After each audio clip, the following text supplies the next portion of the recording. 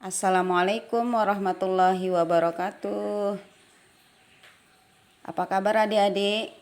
Kembali lagi kita akan melanjutkan materi kita yaitu reaksi redoks.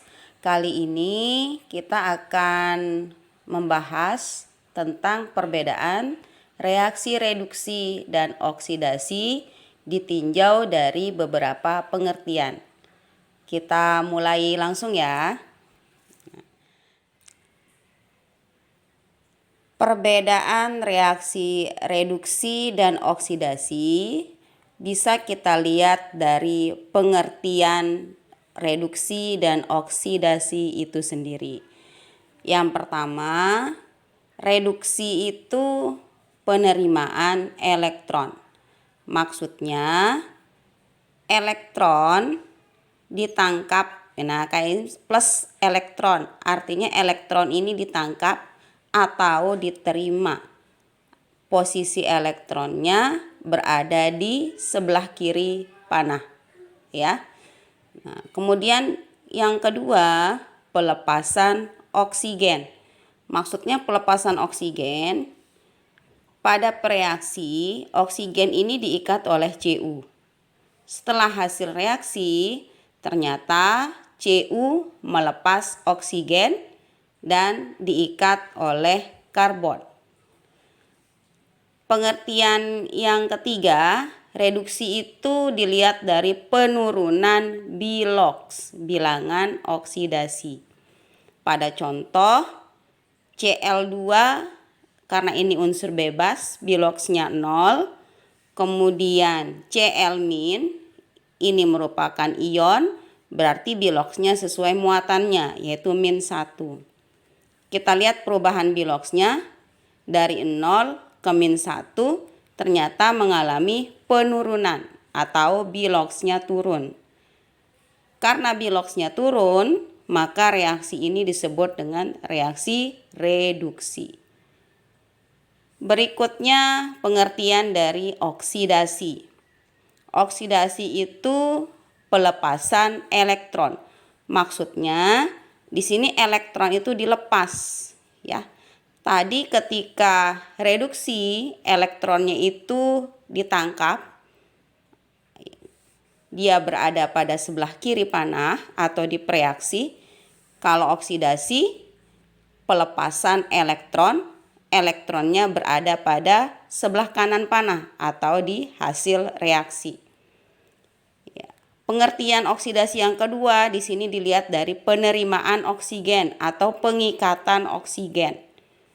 Fe plus O2, artinya di sini Fe mengikat oksigen, nah bereaksi dengan oksigen membentuk Fe2O3. Jadi oksigennya yang di sini itu yang ditangkap atau diikat oleh Fe sehingga membentuk Fe2O3. Kalau tadi direduksi, O-nya, oksigennya itu dilepas. Awalnya Cu2O, ternyata di hasil reaksinya itu Cu itu melepas oksigennya. Kemudian pengertian oksidasi yang kedua, reaksi oksidasi yang ketiga adalah peningkatan biloks. Maksudnya di sini biloksnya itu mengalami peningkatan. Pada contoh ini logam natrium, karena ini adalah unsur bebas, biloksnya sama dengan 0. Kemudian Na+, ini karena ion, biloksnya sesuai muatannya, yaitu +1. Perubahan biloksnya dari 0 ke +1, artinya dia mengalami peningkatan biloks, bilangan oksidasi.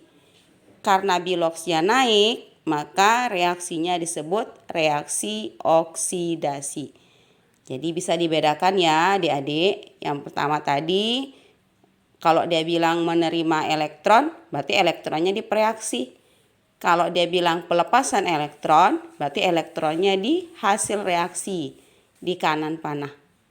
Kemudian kalau dia bilang pelepasan oksigen, awalnya oksigen itu diikat di sebelah kiri Di hasil reaksi ternyata oksigennya dilepas oleh Cu. Penerimaan oksigen, kalau penerimaan oksigen, pengikatan oksigen, artinya oksigennya berada di sebelah kiri panah atau di pereaksi. Kemudian kalau dia melepas oksigen, artinya di sini Cu-nya melepaskan oksigennya sehingga terbentuk Cu plus Cu.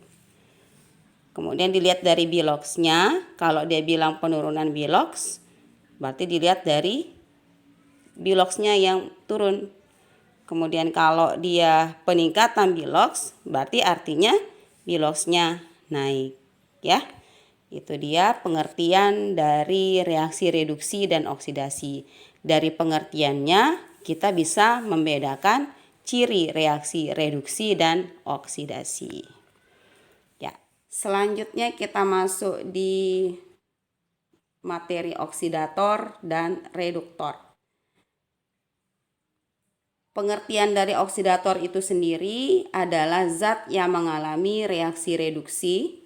Kemudian kalau reduktor, zat yang mengalami reaksi oksidasi.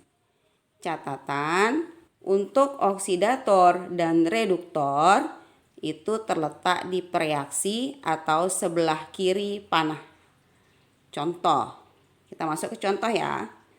Tentukan oksidator dan reduktor dari persamaan reaksi redoks berikut ini. Nah, di sini pada reaksi PbO2 plus 2CO menghasilkan Pb plus 2CO2. Yang langkah awal yang harus kita selesaikan terlebih dahulu adalah mencari unsur bebas. Dalam reaksi ini ada unsur bebas, yaitu Pb. Logam Pb ini adalah unsur bebas. Berarti kita harus mencari pasangannya, yaitu unsur yang sama. Berarti kita ambil Pb dalam PbO2. Kalau sudah tidak ada unsur bebas lagi, berarti kita akan mencari satu lagi, yaitu unsur selain O dan H.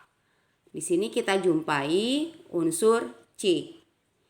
Nah, unsur C ini akan dihubungkan dengan unsur yang sama di sebelah kanan panah, yaitu di hasil reaksinya. Pb dengan Pb, C dengan C. Berikutnya kita mencari biloxnya. Karena Pb ini adalah unsur bebas, berarti bilox unsur bebas adalah 0. Kemudian Pb dalam senyawa PbO2, biloxnya plus 4. Ini diperoleh dari 2 kali bilox O dalam senyawa. Bilox O dalam senyawa kita ketahui min 2. 2 kali min 2 sama dengan min 4. Sehingga nanti diperoleh Pb biloxnya plus 4. Nah, kita lihat. Bilox plus 4 menjadi 0. Di sini mengalami penurunan bilox atau biloxnya turun. Karena biloxnya turun, maka reaksinya disebut reaksi reduksi. Kita ke C. Bilox C pada senyawa Cu, di sini kita peroleh plus 2. Ini diperoleh dari O banyaknya 1 kali dengan bilox O dalam senyawa min 2. Kalau O ini sendiri biloxnya min 2, berarti C sama dengan plus 2. Lawannya ya, karena dia pindah ruas. Kemudian bilox C pada CO2, di sini kita peroleh plus 4. Ini diperoleh dari banyaknya atom O dalam CO2, banyaknya 2. 2 kali bilox O dalam senyawa min 2. 2 kali min 2 min 4 pindah ruas berarti menjadi plus 4. Nah, di sini koefisiennya ini tidak mempengaruhi Bilox. Sekali lagi, koefisiennya tidak mempengaruhi Bilox. Yang sangat berpengaruh adalah indeksnya. Indeks. Ya. Kita kembali, kita lihat di sini perubahan Bilox pada C ke C dari plus 2 ke plus 4.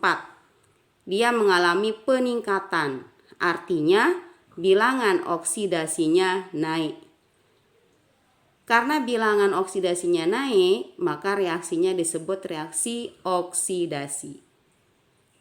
Dapat disimpulkan bahwa reaksi yang ini disebut dengan reaksi redoks, karena dalam reaksi ini ada reaksi reduksi dan reaksi oksidasi.